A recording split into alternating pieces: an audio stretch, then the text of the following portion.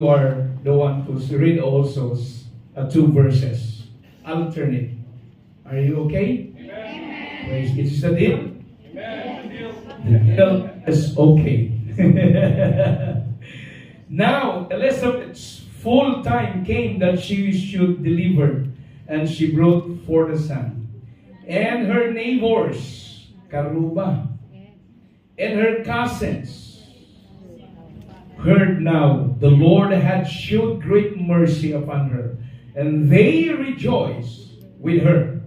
Go ahead. And it came to pass that on the day the king circumcised Sarah, and he called him after the king's father. And his mother answered and said, not so, but he shall call John. And they said unto her, there is none at thy kindred that is called by this name. Kasi binibigyan, the reason why they give the son named John, pero walang ganong pangalan sa kanilang lahi. Yeah. So there is none thy kindred that is called by this name. And they made signs to his father how he would have him called. Go ahead. And he asked for a writing table, and wrote, saying, his name is John, and they marveled all. And his mouth was open immediately, and his tongue hung loose, and his name praised God. Hallelujah.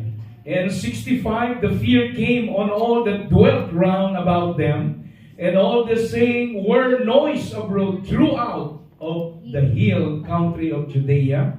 And all they that heard them laid them up in their hearts, saying, what manner of this child this be?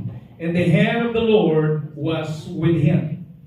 And his mother was filled with the Holy Ghost, and prophesied, saying, blessed be the Lord God of Israel, for he has visited him in his people. Yes. Do you know it's a privilege for us when we speak the word of God? We are always filled in the Spirit of the Lord. Right? Praise God. He was filled with the Holy Ghost and prophesied, saying, so, in 69, and hath raised up an horn of salvation for us in the house of his servant David, as he speak by the mouth of his holy prophets, which have been since the world began. That we should be saved from our enemies, and from the hand of all that hate us, to perform all the mercy promised our fathers, and the memory of all covenant. Think about it. This is a prophesying word from Zechariah. And 73, the oath which he sware to our father Abraham, that he would grant unto us that we being delivered out of the hand of our enemies might serve him without fear. In holiness and righteousness before him all the days of our life, and thou shalt behold the wrath of the highest, for thou shalt go before the face of the Lord to prepare his ways. God bless the reading of the Word of God. Father in heaven, thank you so much for your word that you have given to us this afternoon. I'm praying, Lord, the wisdom and knowledge that envelop my life. I pray that release the power of your word as the food of our soul. God, we expect something more. A phenomenon moving of your spirit in our life today. There will be salvation that is going to happen. Deliverance in our life today. Father God, we expect the outpouring of your spirit to each and every one of us today, God. Use me only as your mouthpiece, oh God. In the name of Jesus we pray. Everybody say amen and amen. Lay your Bibles down, and shall we give a hand clap of worship, and shall we glorify the name of the Lord. Hallelujah, hallelujah. We bless your name, we magnify your holy name, oh God. In Jesus' name, in Jesus' name. Before we take our seat, I love to bring to you the message from the Lord. God's perfect faithfulness. Praise God. Sabi, can you tell to your neighbor, God is faithful. You take your seat now and just fasten your seatbelt. Let's fly in our worship.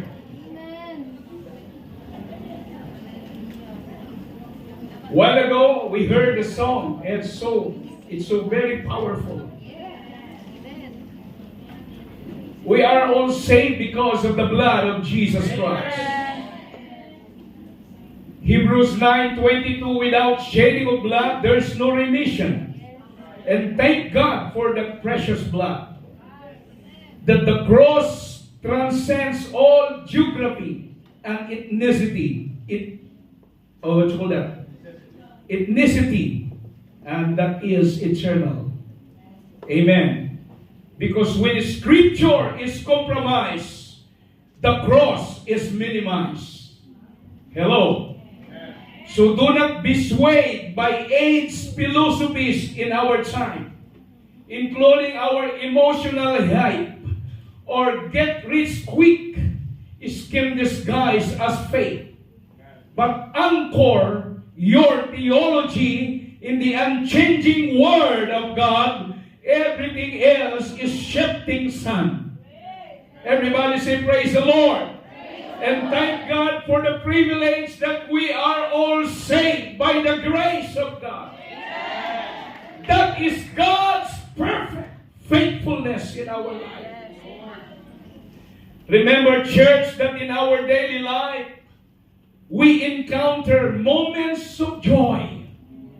We encounter moments of trial and even uncertainty.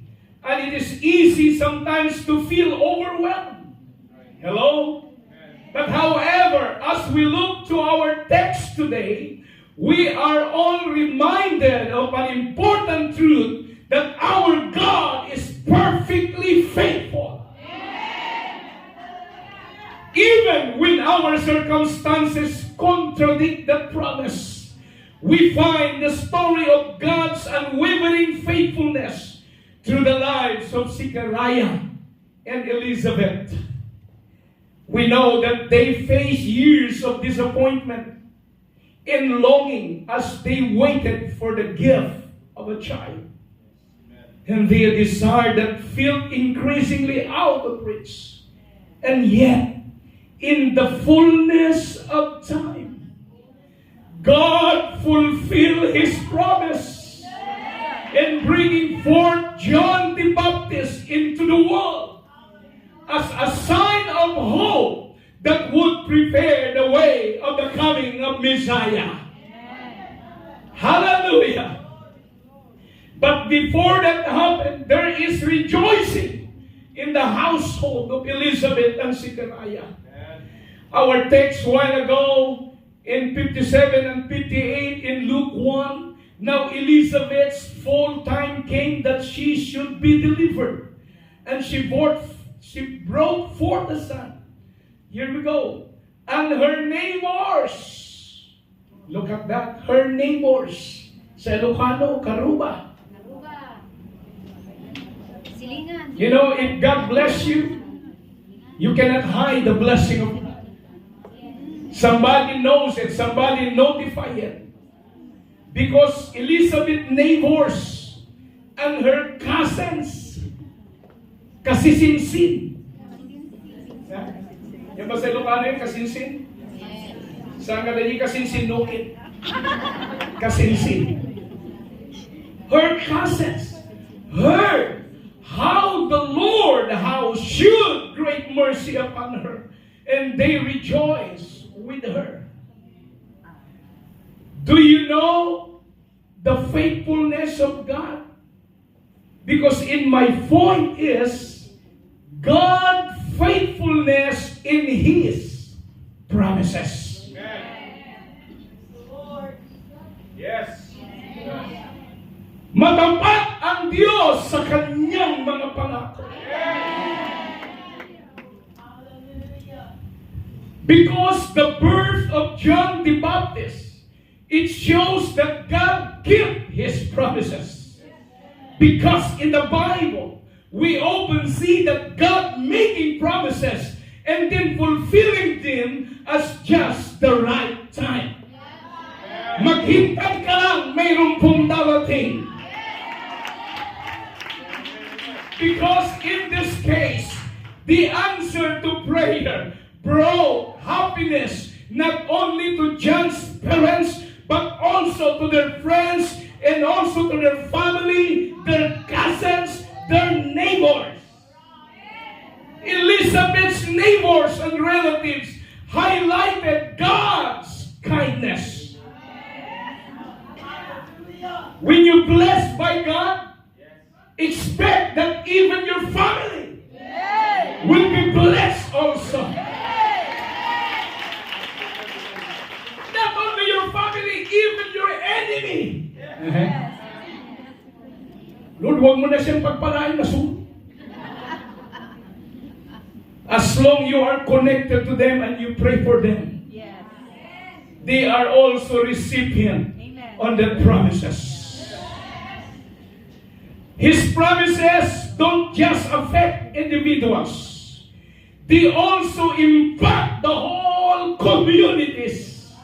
Because the joy of Elizabeth's friends reflect their shared experience of saying God's faithfulness. Showing that God promises that's not just ones who receive them, but also those people that are around them. Amen. Hallelujah. I will tell you, if you are faithful serving the Lord, that even your employer, even siya ay masungit sa iyo, but hallelujah, as long as the Lord will bless you, every people that are around you also will be blessed. Wow. Because waiting to see God's promises fulfilled can be hard for many people. Many times when we are discouraged and feel defeated, we lose sight of the many promises of God given to His children. Parang zero visibility ka na kapag maraming problema. However, church, we must always remember that we have the authority to stand on God's word and claim our promises. Think about this, that there are 8,810 promises that written in the Bible. And 7,487 of them being promised made by God to humankind. Remember, God's promises are checks to be cashed. Wow. Not mere only a mottos, not mere only a slogan to hang on the wall. Ang mga pangako ng Diyos, mga kapatid, ay katulad ng isang cheque and ready to encash. Are you with me? Yes.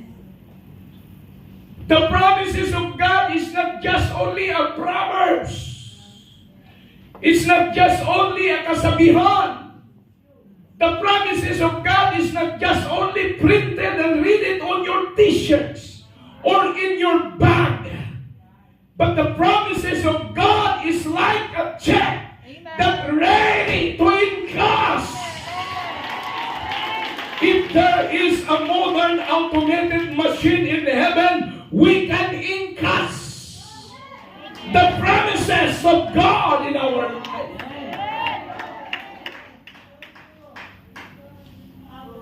Hindi lang ito kasabihan, hindi lang ito isang Hershey.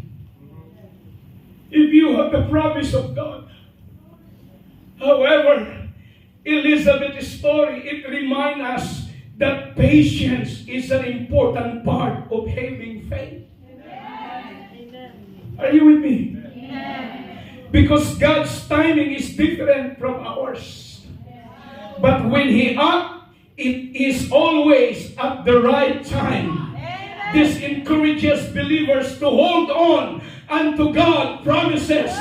Even during tough times, God faithfulness in keeping His promises shows who He is in our life. He is not someone who makes false promise. Instead, He is God who keeps His word, and His word are powerful, and His word are true. Oh, halabasakabarieka. And we are so privileged, church, when God called us to have the promises. I remember when Sir Roger Buckland, one of his line in our LDI, it is the weight and wonder of the call of God. Hallelujah. Because the call of God is never casual. It is weighty, sacred, and personal. Amen. The call of God doesn't begin with comfort. It begins with surrender. Come on. Hallelujah. That's the reason why Jesus didn't say, come and be successful. But He said, come and follow me. And that road kinds of cross before it leads to a crown. And thank God for the problems. Thank God for the pain. Hallelujah. God's used it as a vehicle to our faith so that we can reach the glorious thoughts of God in our life. Because the pain is not the enemy of fruitfulness. It is often its soil. Hello? Pain is not the enemy of fruitfulness. It is often its soil. Hallelujah. It will not grow the seed without the soil. Amen. If you want the promise of God, you need the soil. Hallelujah. You need to encounter pain. You need to encounter problem. But that seed, it will grow because without soil, it's not germinate. It will not grow. Why? We become strong. We become durable because of those problems. Without the trials, without the persecution of your faith, you will not grow.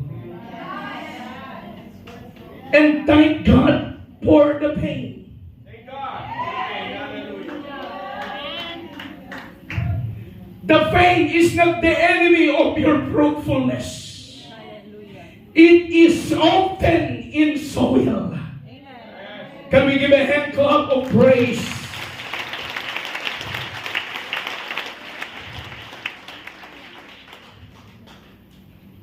Praise God. I remember one line in our LDI said,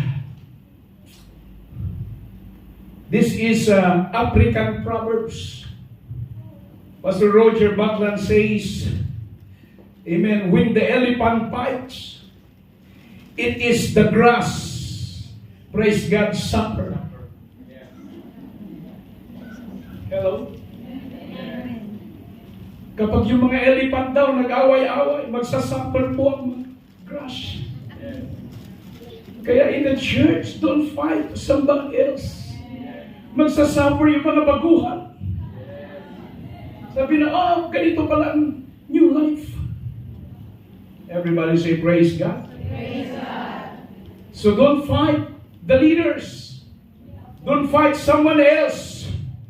But if you want to fight your knees before God. Yes. That's the best fight. It's not to fight someone. You need to fight your knees before God. And you will become victorious. Oh, come on. Can we give a hand clap of praise? A hand clap of worship. And my second point is God's faithfulness in His provision. Do you believe in that? Because the birth of John the Baptist was a significant provision. especially given the age status of his parents. Remember that Zechariah and Elizabeth, despite their previous barrenness, pagiging baog, in advanced year, Pastor Joel, God answered their prayer and fulfilled His promise. Meaning this underlined the benefits or the belief that God provides for our needs in His perfect time. The naming of the child is pivotal moment. But when Elizabeth declared that his name shall be John, and Zechariah confirmed this after being unable to speak until John's birth. Meaning it shows God orchestrating hand. He provides clarity and direction at the crucial time, at the crucial moment, affirming the identity and purpose of John. And thank God, when God's call you, He will deliver you. And in a perfect time, you enjoy the blessing of God. Even you don't like the blessing, but the blessing will come after you. The blessing will overtake you. It's the promise of God. When we hold on the commandments, the promises of the Word of God. God said, if you hearken my word, if you hearken my commandments, blessing will come upon you. There will be blessing in the country. There will be blessing in your home, in your storehouse. When thou comest in, when thou comest out, blessing will follow you.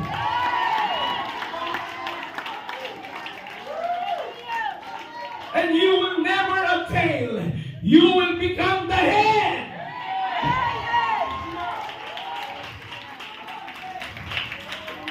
You will not be a lender or borrower, but you will be a lender. Hello?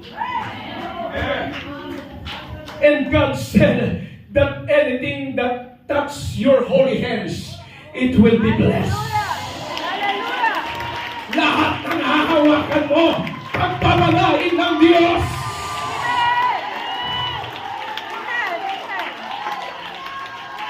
That's why every time you go back home, lay your son, lay your daughter, and pray in secret. They will be blessed by God. Even your husband that don't believe Jesus, hallelujah, lay it. There's a member in a single church before. Pastor, my husband is hard-headed person. Every time I go to church, he got mad at me because I'm going back home late. Of course, our service is just for 3 hours. And keep waiting for her wife to cook food for him. Ano ba? Ano ba yung service na yan? Walang makain. So, her husband always got mad. So, what I'm going to do, Pastor? One time, when we sleep together, I put my hands on his shoulder and I keep praying. And he said, ano ba yung hinahawak mo? Magpipray ka na naman. Why you touch me? And you keep praying. So, matalino din ang kaaway. He knows what we are doing in the kingdom of God. And I told her, this is the secret that you need to do. So that they might know, she might know it. You go to your room and collect all his belongings. His shoes, his pants. That's the things that you lay hands. Lord, the time that my husband wore the shoes, bless him. Wear his long sleeve, bless him. Call him. Walang ibang way. Kasi magagalit pag pipray mo siya. So collect all his belongings. And that's the chance to pray. To make the long story short, time come at the end of the day. His husband saved. Glory. I baptize him in Jesus' name. And now, he is now a driver of Partas bus from Manila to Lawag. Praise God. And thank God for the prayer. If we don't have a chance to pray for them physically, pray for their belongings. Everybody say praise the Lord. Praise the Lord. So the community's reaction to the birth of John reflects the joy and wonder of God's provision. They recognize that God had shown great mercy to Elizabeth, which serve as reminder of how God's provision can bring joy not only to individual but also to those around them. Because John's birth fulfilled the prophetic words spoken in the Old Testament about the forerunner of Jesus Christ. This emphasizes God's overarching plan and his faithfulness to his promises.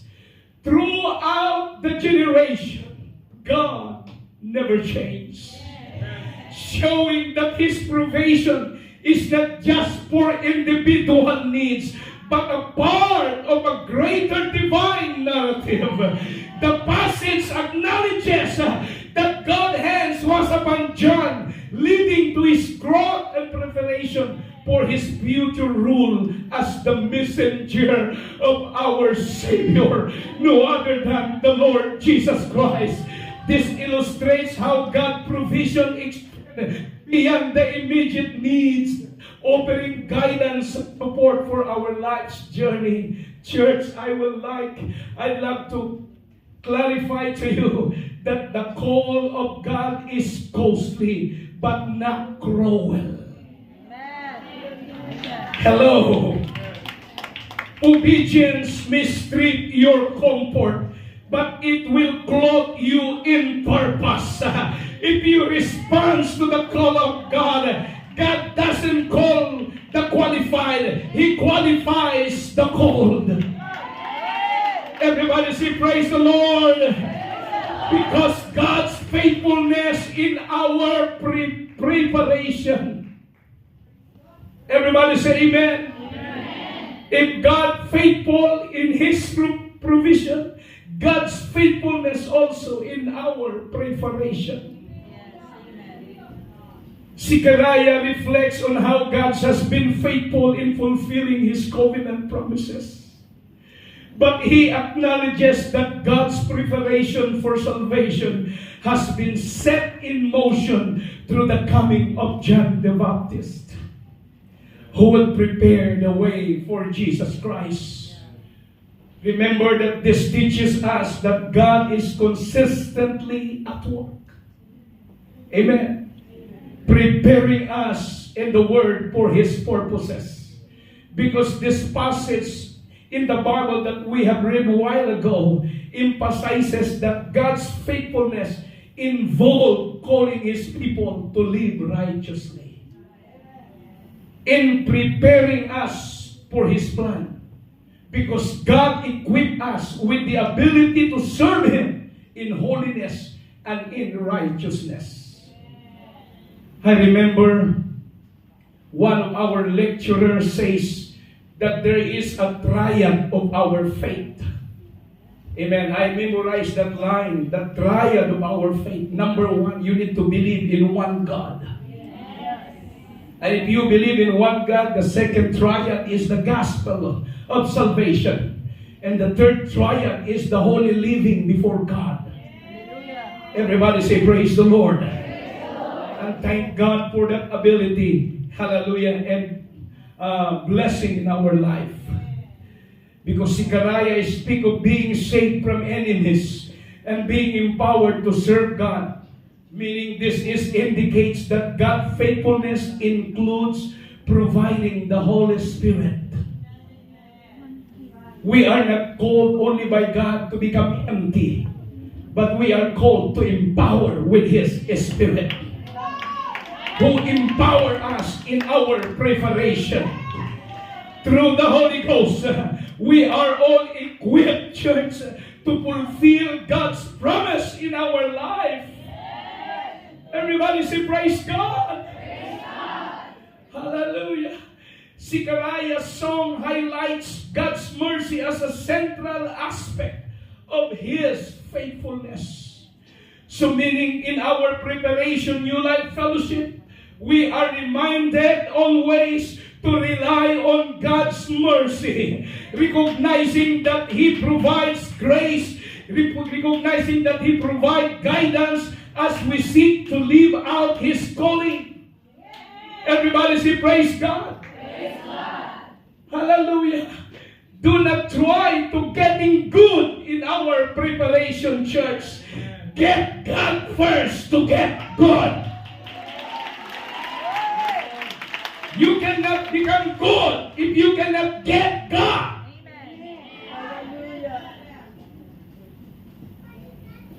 I remember one of our presenters in our LDI, praise God, Jeffrey Hartful said, don't try to adjust the Word of God. Adjust your life in the Word of God. Everybody say amen. Ikaw ang mag-adjust. Hindi ang salita ng Diyos ang mag-adjust sa'yo. Because this and that, it is never that this. Are you with me? Ito at yan, kailanman maging yan at ito. Amen. So don't try to adjust the Word of God. Adjust your life in the Word of God, so that life it will be aligned and fitted in the Word of God. Come on, shall we give a hand clap of worship? Hallelujah. As I have told you, the call is costly, but not cruel. Everybody say amen. Amen. We do not enter ministry for prosperity. We serve because we are called. It's not the prosperity. It's not to become rich. Because once you serve the Lord, being rich is automatically added in your life. Yes, amen. We are lost. But when the time we get baptized in that name, your name will be written in the book of life. And with your name written in the book of life, you are being now part of the family of the King of Kings and the Lord of Lords. And all the riches in heaven is yours. Glory. So we do not enter into the ministry or being Christian for prosperity. We serve God because we are all called by God. Because God keeps all record and He has never failed us. Everybody say, praise the Lord. Praise the Lord. Hallelujah. The last line that I'm going to discuss it to you. God's faithfulness in His mercy. The passage highlights God's faithfulness through His mercy, particularly as seen in the prophetic declaration of Zechariah concerning his son John the Baptist, because Zechariah praises God for His tender mercy, which serve as reminder that God's love and compassion are unfailing. Amen. Especially in times of spiritual darkness. Oh, hallelujah. Because the imagery of the morning sun, the rising from on high, it symbolized hope. It symbolized enlightenment brought forth by God's grace. This divine mercy does not merely relieve a physical suffering or adversities, but it addresses the deeper spiritual need of humanity that offering forgiveness and promises and redemption of our soul. Because God's faithfulness in His mercy, it will always invite believer to trust in His continual provision, and including your assurance, and even in the midst of life and uncertainty, God never fails. He promised you that He will never leave you nor forsake you. Hallelujah. Fear not, for I am with you. Be not dismayed, for I am your God. I will help you. I will strengthen you. And I will uphold you with the right hand of my righteousness. Oh, come on. Shall we love Him right now?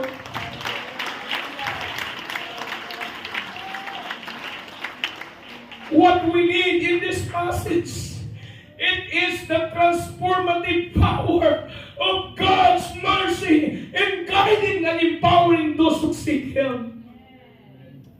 And if you open your heart today, Lord, I cannot able to do this without your power. Hallelujah. And I will tell you, the promise that follows from this mercy is multifaceted. It's not only provides comfort, but also calls believers to share the light of God's truth with others. Magre-reflect ang glory ng sa buhay mo. God's mercy become the central theme that reaffirm His unwavering commitment to humanity. Illuminating, church, the path toward salvation, inviting all into relationship that marked by His steadfast love. God is a merciful God. And I believe for His calling, church,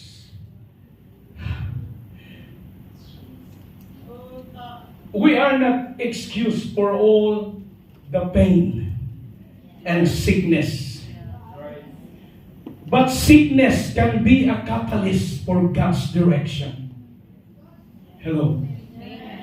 Apostle Paul's imprisonment and his possible eye condition in Galatians 4:13 limited his movement but expanded his impact.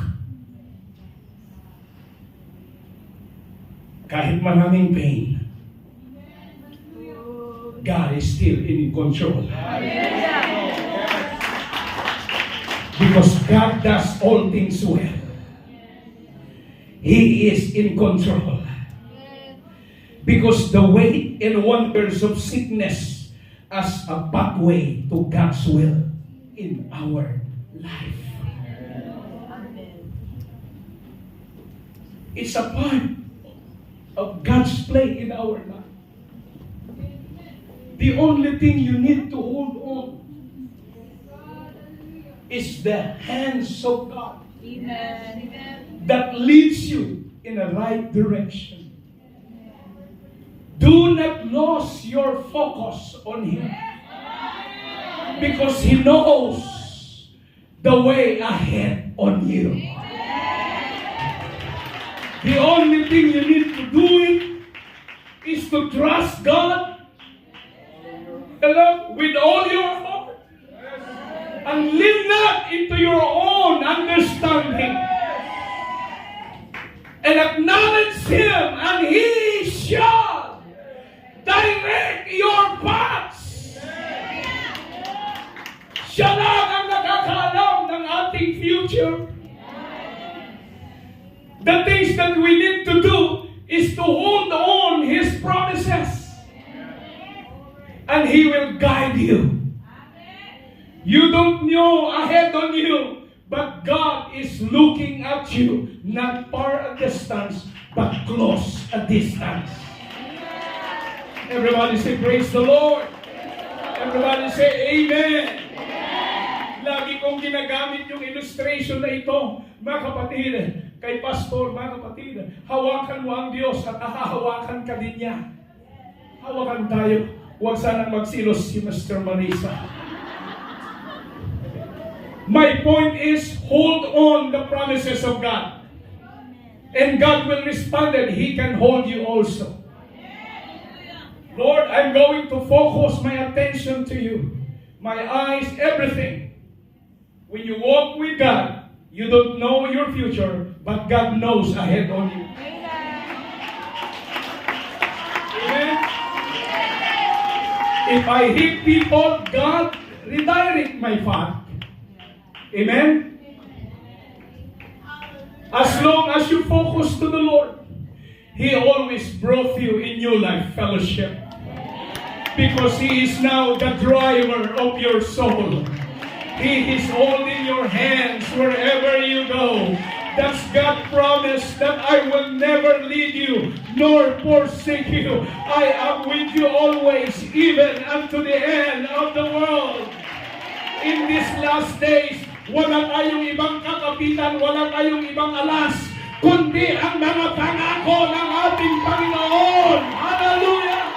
All our aims, it is in the promises of God. He promised to us that He will come back. He will come back for you and me.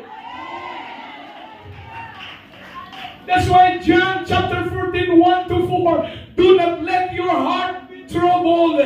You believe in God, believe also in me. In my Father's house are many mansions.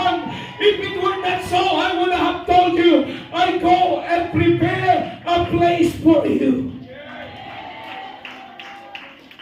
And if I go up and prepare a place for you, I will come again and receive you unto myself, that where am I, there you may be also. The Lord returned not for the unbeliever. Yes. The Lord returned because there are people who have been baptized in the name of Jesus Christ. People got the baptism of the Holy Ghost. People living in holy life. And you are that person. And God count on you.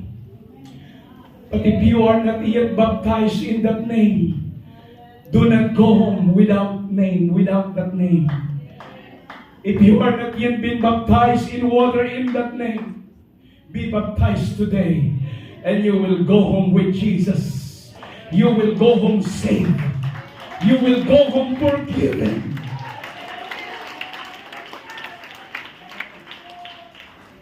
This church, the name of this church cannot save you.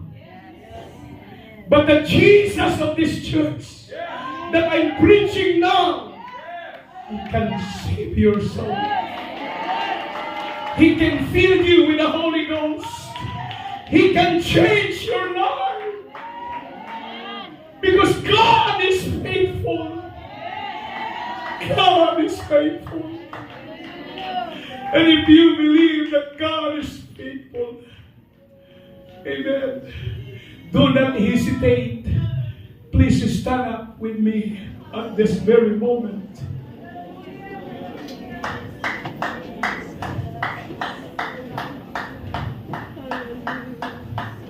Hallelujah. If you are willing today to obey what God's promised to you, remember that your obedience may strip you of comfort, but it will clothe you in purpose. God has a special purpose in your life. Even when you are in the womb of your mom, praise God, God has already the purpose. And that purpose is going to fulfill today if you obey His promise. The call is costly, but a cruel. Tinatawag ka ng Diyos upang magmana ng buhay na walang hanggan.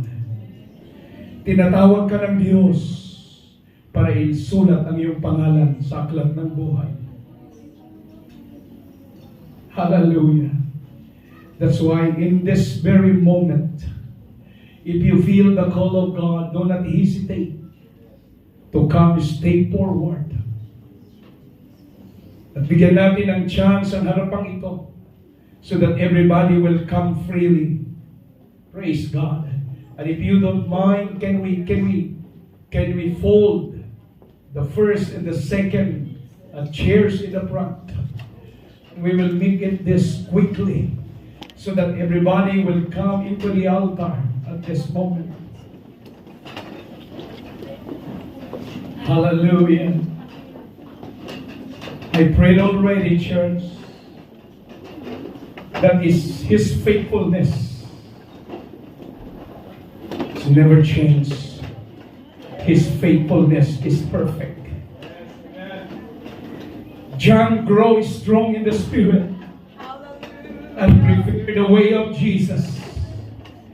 This shows how God's faithfulness is passed down, impacting future generation. And we are to be instrument of God's faithfulness, the lives of others, especially the next generation. If you are not being baptized in the Spirit of God, I would like to invite you to please stay forward before we take our communion later. Let's have that feeling of the power of the Holy Ghost right now. If you're the one to inviting guests today, go back to her and invite her continually and come together into the front. Kung meron kayong kilalang bisita ngayon, and to our guests, don't hesitate. Do not scare. God is faithful. God is faithful in His promises. Pagkatapos ng ating mga guests, what don't we follow? All the 45 words of New Life Fellowship. Can we feel this place? And can we join together? God is so good to me. We are all need the Spirit of God. Kailangan natin lahat ang Espiritu ng Panginoon. More than this world. Come on. Marami pang pati sa altar. God is so good. Hallelujah. There are more vacant places in front. And the Lord calls you right now. Hallelujah. God is so good to me. Come on, let the move go. Let the move of God. Hallelujah. Sing your life. God is so good to me. Yes. Yes, He's so good to me. More than this world could be.